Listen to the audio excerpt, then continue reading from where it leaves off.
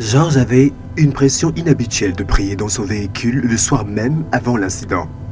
Donc je devais aller dans mon véhicule pour participer à la réunion de prière de Zoom.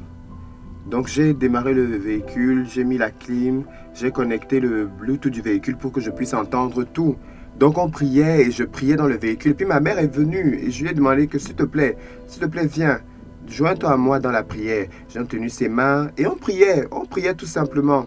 Il n'arriva toujours pas à dormir dans la nuit et a continué à prier en langue jusqu'à bout de souffle. Et ça, c'était vers 1h du matin. Et soudainement, j'ai entendu mon chien il courait vers la fenêtre, il est venu aboyer. Et je me suis dit, ok. Et puis soudainement, j'ai entendu des tirs de feu, comme 3 tirs de feu. Et donc là, j'ai réalisé que des braqueurs étaient là et qu'ils essayaient d'entrer dans la maison.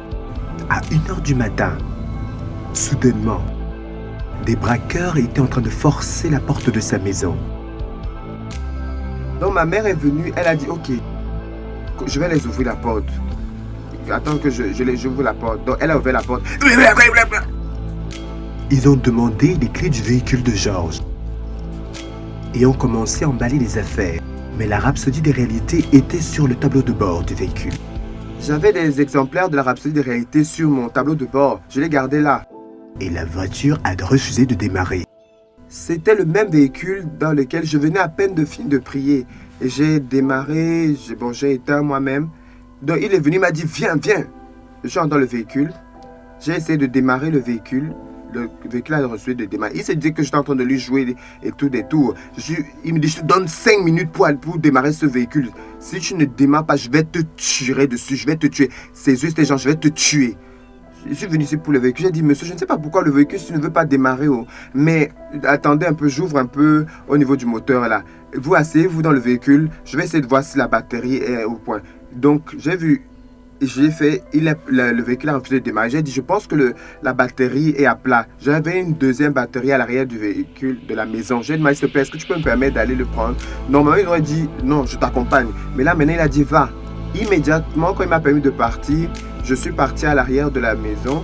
Le portail était élevé. J'ai sauté par-dessus. Je ne sais pas comment j'ai fait pour sauter. Son véhicule avait été abandonné par les braqueurs, comme si divinement elle était protégée, donc ils n'ont plus rien prendre. Donc j'ai couru vers l'appartement au poste de police. Miraculeusement, il a trouvé les clés du véhicule encore sur sa voiture. Et tout était intact. Le véhicule qui avait refusé de démarrer, quand on a essayé de démarrer ce véhicule, quand je suis entré, j'ai vu les clés, j'ai appuyé et la voiture a démarré. Ça ne peut qu'être la main de Dieu sur ce véhicule. Et une joie indescriptible. Georges est reconnaissant pour ce miracle. Et il est prêt à dépasser des records avec son partenariat de la Rhapsodie des réalités.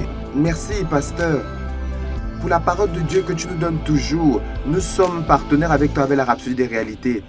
Et ensemble, nous allons prêcher cet évangile. Nous allons sponsoriser cet évangile jusqu'aux extrémités de la terre. Merci beaucoup. Je vous aime. Que Dieu vous bénisse. Vous pouvez aider plusieurs à expérimenter une vie de la sécurité et de la protection divine avec la parole de Dieu. Comme vous participez à la vision 20 pour 20 pour célébrer 20 ans d'anniversaire avec la Rhapsodie des réalités. Pour plus d'informations, rapprochez-vous du bureau de la Rhapsodie. Que Dieu vous bénisse.